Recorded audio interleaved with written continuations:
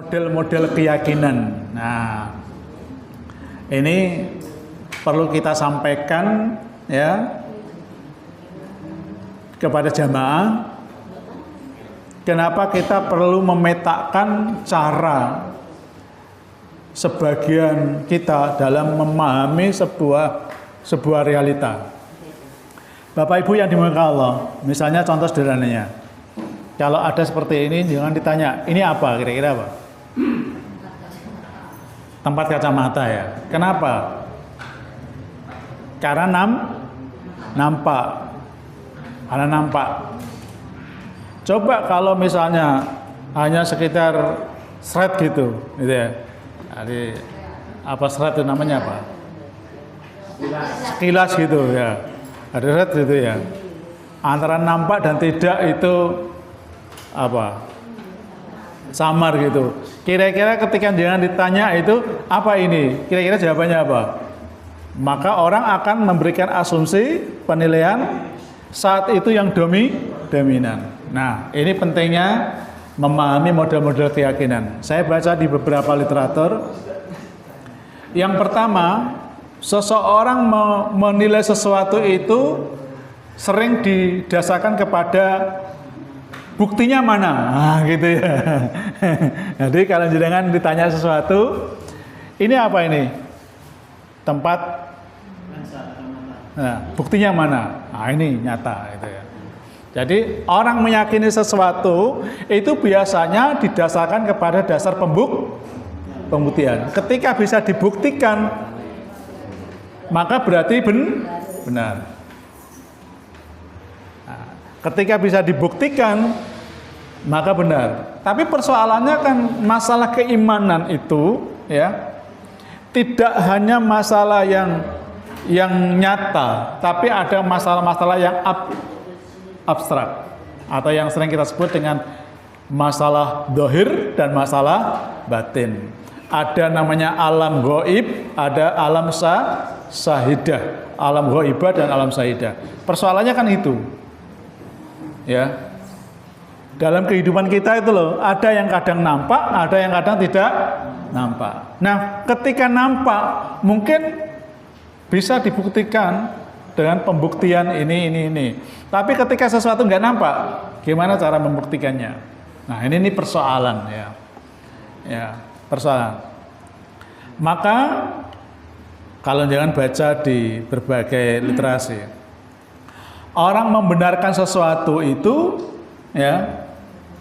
Yang pertama, karena dulu konstruksi yang dibangun orang-orang dahulu itu begitu gitu. Jadi tingkatannya taklid itu, ya. Jadi meyakini sesuatu itu berdasarkan pengalaman orang lain gitu. Padahal dia tidak pernah mengalami dan dia juga tidak pernah tahu. Jangan kalau tanya misalnya, kemarin istri saya tanya, "Bah, kemarin pas Maulid Nabi Ustaz, itu baca gini, Allah ya Nabi salam marhaban." Tanya gurunya, itu maksudnya marhaban itu apa gitu. Gurunya agama ternyata tertawa gitu. Nah, keyakinan yang dibangun itu kan sementara kan dari mulut ke mulut gitu ya. Kalau ketika ada ucapan seperti itu dengan berdiri, maka apa? Hadir kan gitu ya. Pembuktiannya apa? Kalau memang Rasulullah hadir. Jangan pernah tanya enggak? Kok mereka meyakini hadir? Kira-kira ngelihat dengan matanya enggak? Nah, Jawabannya pasti apa? Bukan jawabannya ya. Ya pengalaman orang lain gitu. Ya, pengalaman orang lain. Nah, pengalaman orang lain itu dikonstruksi sebagai sebuah kebenaran. Lalu kita meyakini. Itu namanya apa? Perspektif pembuktian tingkatannya baru taklid. Yang kedua, orang membuktikan itu karena ilmu. Ada enggak ilmunya? Ada kajiannya enggak gitu ya? Maksudnya begitu. Kajian ilmiahnya itu ada enggak? Kalau misalnya, contoh misalnya, orang sakit perut ya. Cara membuktikan bahwa seseorang itu benar-benar sakit perut apanya? Ya. Persoalannya kan jenengan enggak merasakan. Nah, yang dijadikan sebagai pembuktian adalah dengan mengkaji tentang penyebab pola makan yang dia makan. Oh, pantas sampean makan ini, makan jadinya apa sakit perut. Ini namanya meyakini sesuatu didasarkan kepada analisis ilmu, dan ilmu menuntut kita untuk yakin terhadap sebuah persoalan. Nah, ini biasanya kalau kita terkait dengan apa?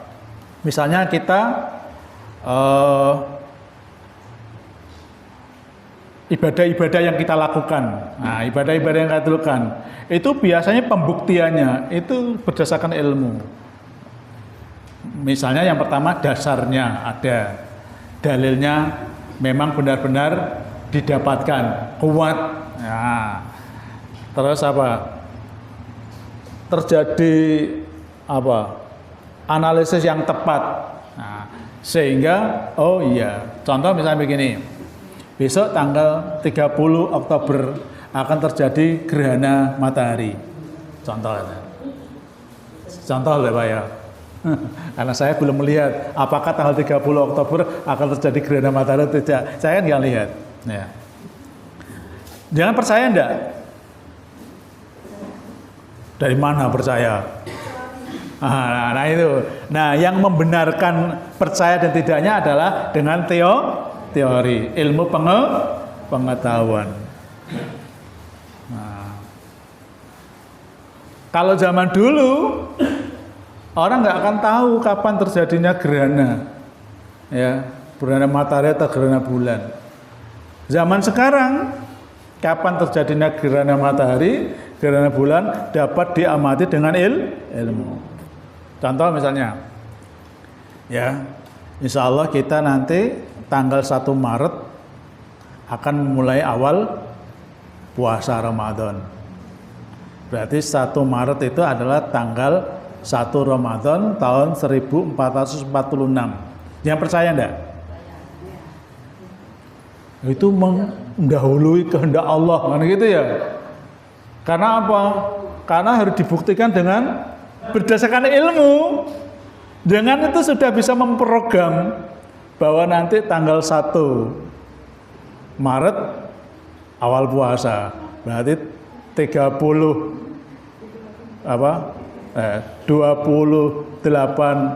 Februari ya, kita atau malam 1 Maret misalnya. 1 Maret itu adalah bertepatan 1 Ramadan 146 Hijriah. Yakin enggak?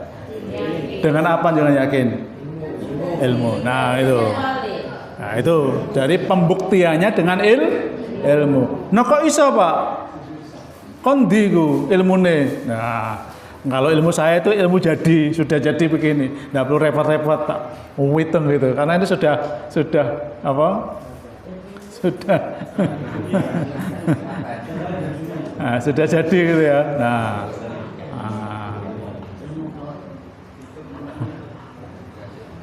Tapi bagi yang nggak yakin, itu namanya mendahului kehendak Allah kan itu ya.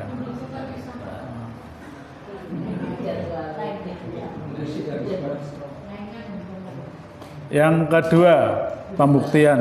Yang ketiga, orang membuktikan kebenaran itu adalah yaitu ainul yakin. Apa Pak? Ainul yakin. Iki apa iki? Apa Bu? Ini apa Bu? Dubolok situ-situ. Oh iya iki, bener iki. Ini namanya ainul yakin Pak. Jadi kalau jangan ngomong 1 Maret 2025 itu bertepatan 1 Ramadan, percaya enggak dia? Enggak percaya, soalnya belum. Gitu loh Pak. Belum dilihat gitu ya. Karena belum lihat, jadi dia belum percaya benar gitu ya. Nah, jadi sebuah keyakinan dibangun karena melihat langsung. Nah, tingkat yang terakhir namanya hakul yakin. Ya, hakul yakin ini terutama nanti kaitannya dengan hal-hal yang gaib. Ya, hal-hal yang gaib. Ya. Karena hal-hal yang gaib itu kan adanya berdasarkan apa kemarin? Berdasarkan apa? Sam'iyat ya. Sam'iyat itu apa yang kita dengar, apa yang kita baca dari petunjuk-petunjuk dan dalil kan gitu ya. Dan pasti itu ya. Contoh misalnya, jangan sholat jamaah dapat pahala berapa? Dapat pahala berapa? 27. Jangan yakin. Yakinnya dari mana?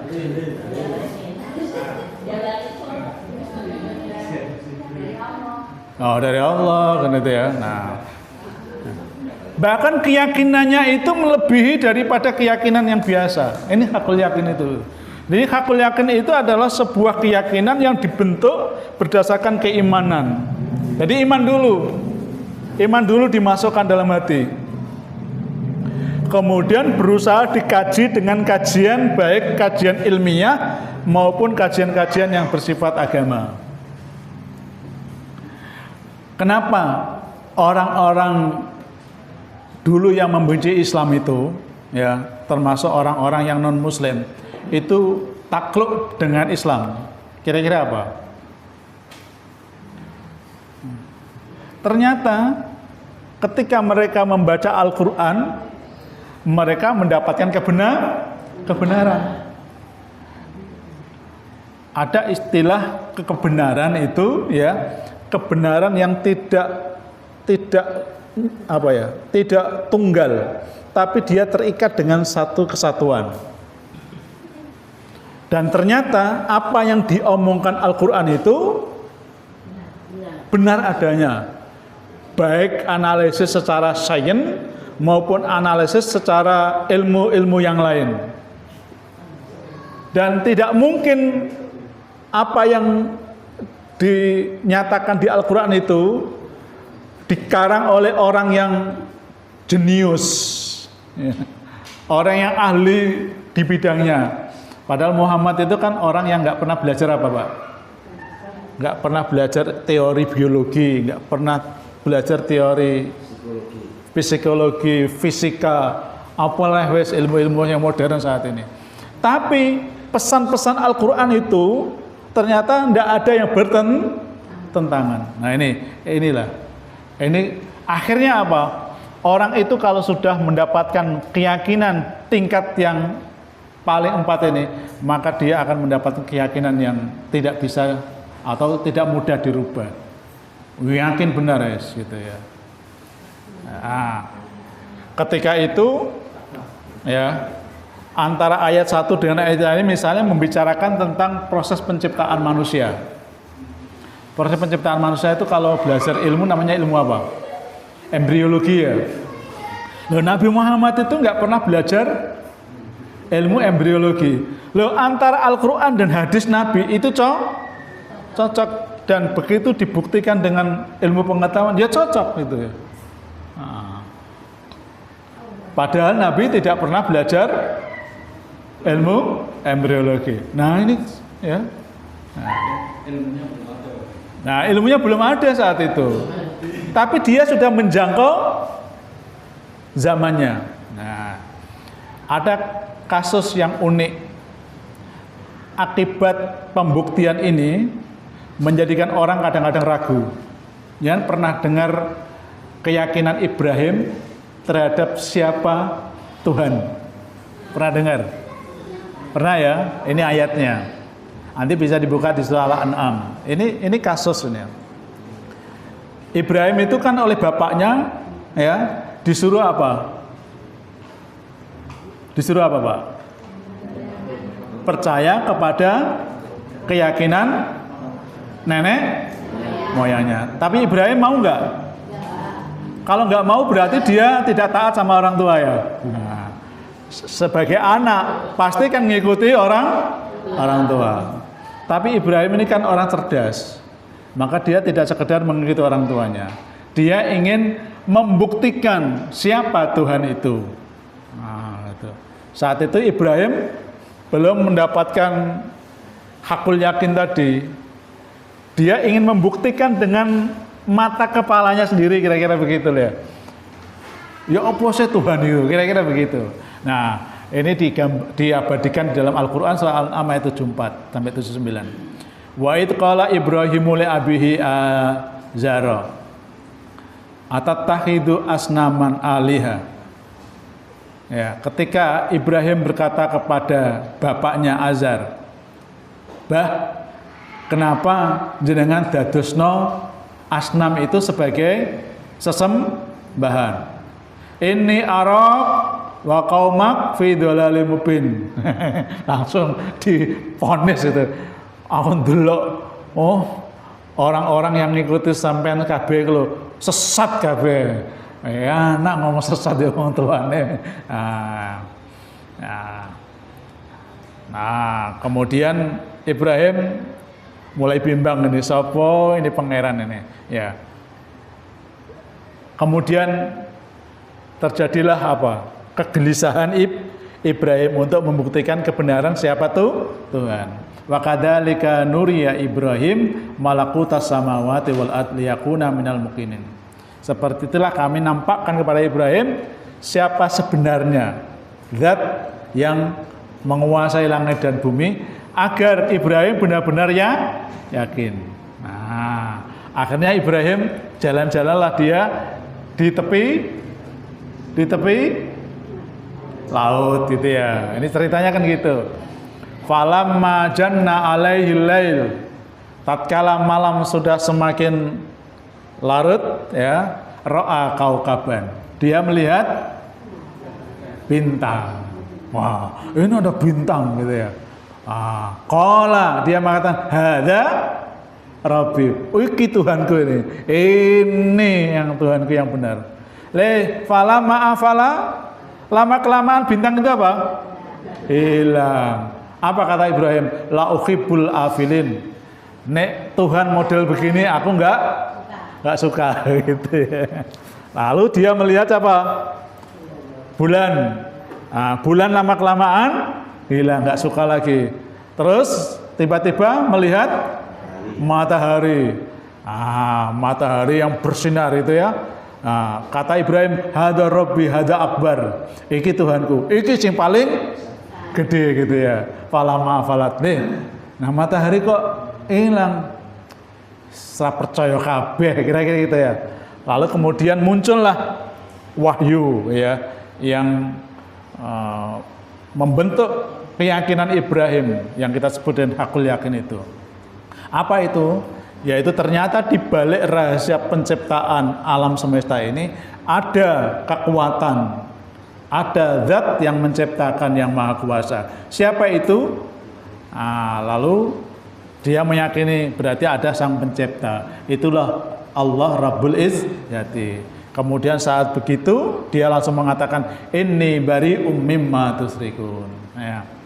Summa, lalu kemudian dia mengatakan inni wajjahtu wajhiya lilladzi fataras samawati wal arda hanifan wa ma ana minal musyrikin. Nah, ini namanya hakul yakin, keyakinan yang didasarkan iman yang sudah dibuktikan awalnya oleh Ibrahim. Dia tidak mendapatkan kebenaran itu, barulah dia meyakini.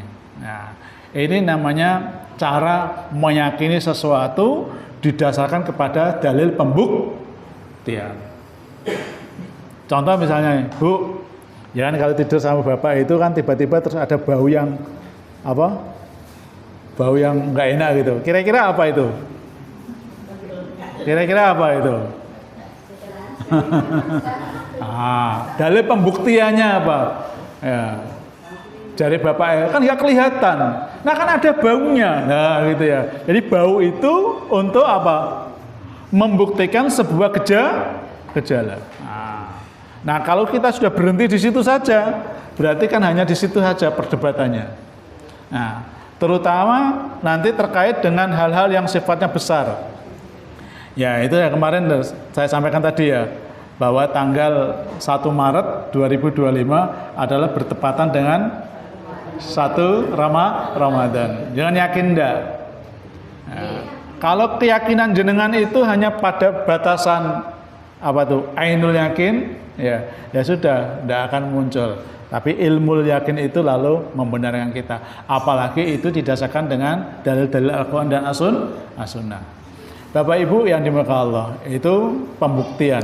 Yang kedua, perspektif cara meyakini. Nah ini kajiannya ini lebih kepada kajian-kajian yang agak apa ya, reference ya. Keyakinan, ada keyakinan itu keyakinan yang sifatnya ilmiah. Keyakinan ilmiah itu yang muncul dari kebenaran ilmiah, fakta. Ya. Yang kedua keyakinan budaya. Keyakinan yang muncul dari budaya, termasuk citra dari para leluhur atau nenek moyang. Nanti saya jelaskan contoh-contoh kasusnya. Yang ketiga ada keyakinan empiris. Keyakinan empiris itu keyakinan yang disebabkan oleh pengalaman langsung dilihat oleh mata. Yang keempat keyakinan asumtif praduga. Nah, yang terakhir ini yang bahayanya, keyakinan yang naif, keyakinan yang mistis. Kalau ini masuk di dalam akidah itu bahaya. Contoh misalnya, kalau setiap malam Jumat itu kan ada apa? Ada apa? Habis sholat itu apa? Pujian ya. Nah, pujian ini kan gini. Saben malam Jumat ali kubur balik nang omah. Nah, itu ya. Kira-kira itu keyakinannya itu keyakinan ilmiah, keyakinan empiris, asumtif, keyakinan mistis. Nah, apalagi ya keyakinan yang didasarkan kepada wahyu. Ya. Itu puncak keyakinan. Nah ini penting, jadi keyakinan yang muncul di dalam diri kita itu membentuk sebuah pembenaran. Ya, nah itu ya. Nah, yang terakhir, keyakinan dalam perspektif pengalaman. Ya, jadi perspektif pengalaman. Ketika kita meyakini sesuatu, maka ketika kita meyakini sesuatu itu tidak boleh berhenti pada dataran keyakinan, tetapi harus ada upaya untuk apa? Mengklikkan itu apa? Istislam, mengkoneksikan. Contoh misalnya, orang sholat berjamaah pahalanya berapa tadi? 27. Yakin jenengan? Yakin. Tapi kalau masih dalam batas keyakinan, teko nggak jamaah? Teko nggak sholat berjamaah? Loh, ini sama-sama yakinnya. Sampean yakin, saya yakin, hampir semuanya yakin. Sholat berjamaah itu pahalanya 27. Yakin nggak Mas? Tapi sampean sering berjamaah? Tiap hari? Insya Allah ya. Luar biasa. Ya. Tapi kan kadang-kadang, wong sholat dhewean ya sah kok. Akhirnya apa? 27 itu menjadi meredup. Ya, menjadi meredup. Nah, agar keyakinan ini betul-betul menjadi keyakinan, maka dia harus diapakan? Dikonekkan. Keyakinannya itu masuk di dalam hati. Kemudian ada upaya untuk datang. Itu namanya istislam. Jadi istislam itu adalah upaya mengonekkan dari apa yang kita yakini sebagai kebenaran. Kalau yakin toh itu loh Pak, mandek gitu. Ya. Tapi kalau nggak dikonekkan nggak bisa. Ya. Seperti kopi itu pahit, kan yakin ya. Tapi kalau nggak dijajal, ya nggak tahu itu pahit atau tidak. Itu namanya dikonekkan. Berdasarkan pengalaman. Iya, kopi itu pahit. Oh iya, salat berjamaah itu pahalanya 27 derajat. Jadi dikonekkan namanya. Itu yang bahasa Arabnya namanya istislam. Ada upaya untuk menyerahkan diri kita terhadap apa yang kita yakini sebagai kebenaran. Makanya kenapa orang Muslim itu kadang-kadang susah sekali untuk diajak hal-hal yang sudah diketahui. Ya karena tidak connect gitu. Dia hanya berhenti di batas keyakinan. Apalagi berhenti di batas ilmu pengetahuan. Susah itu. Ya.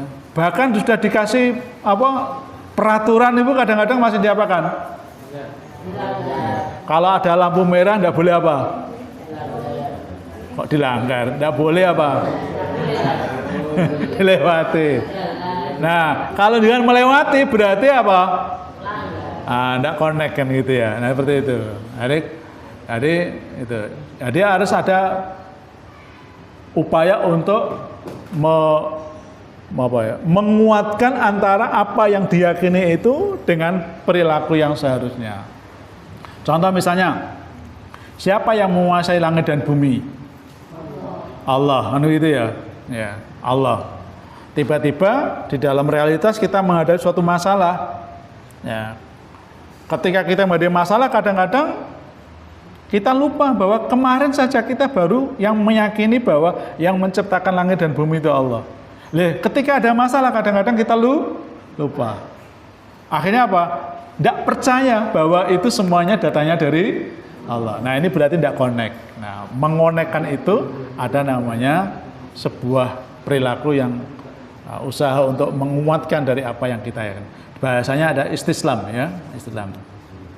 Di dalam Al-Qur'an, wa may yuslim wajahu ilallah wa huwa muhsinin faqad istamsaka bil urwatil wusqa wa ilallahi akibatul umur. Barang siapa yang menyerahkan wajahnya kepada Allah, maksudnya mengonekkan tadi ya, wa huwa muhsin, itulah orang yang benar. Itulah orang yang benar.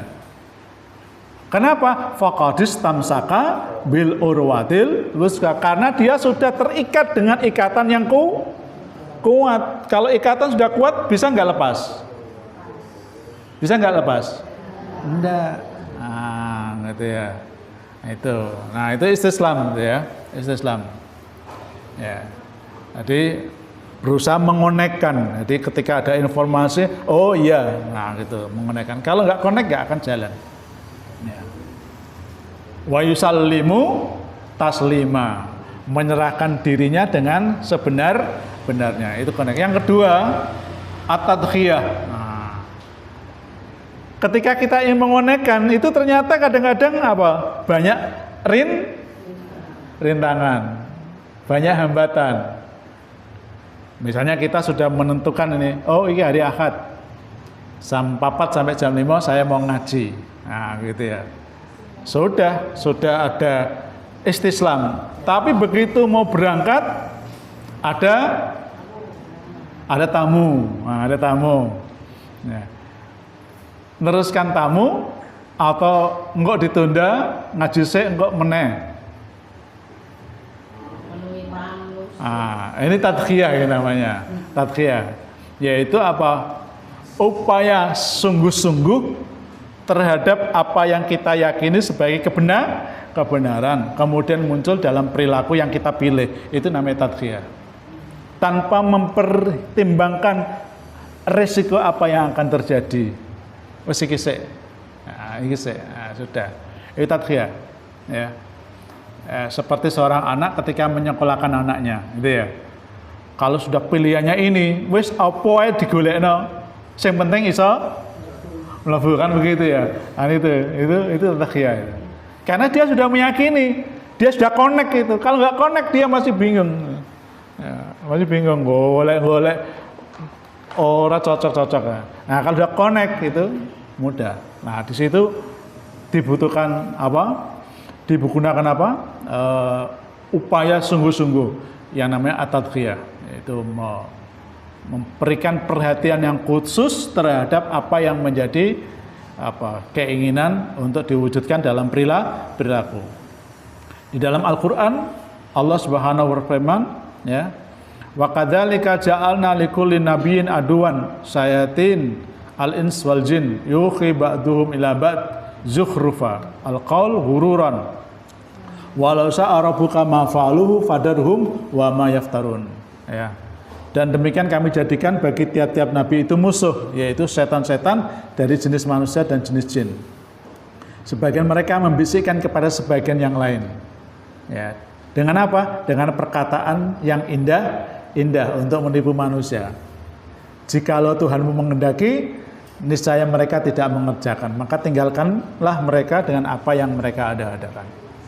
Bapak Ibu yang dimuliakan Allah, inilah yang kita maknai, ya, cara kita untuk menguatkan terhadap apa yang kita yakini sebagai kebenaran, ya. Baik, saya kira itu dulu, ya, pembahasan kita pada hari ini terkait dengan bagaimana cara kita membuktikan keyakinan atau keimanan sehingga betul-betul muncul di dalam sebuah perilaku keseharian.